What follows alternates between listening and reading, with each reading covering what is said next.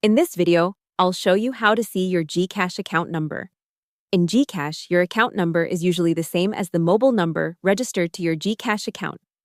GCash's account and registration guides consistently tie the account to your mobile number, including when creating an account and when changing the number linked to it.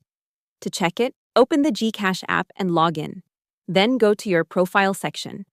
In many cases, your registered mobile number is shown there or inside your account details.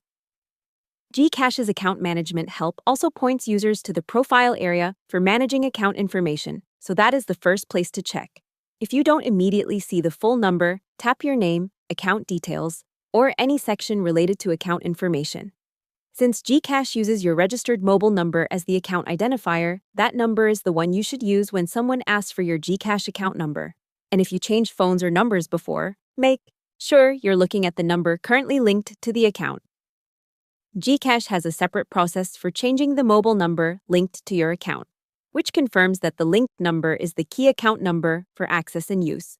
So again, to see your GCash account number, open the app, go to Profile, and check the mobile number registered to your GCash account.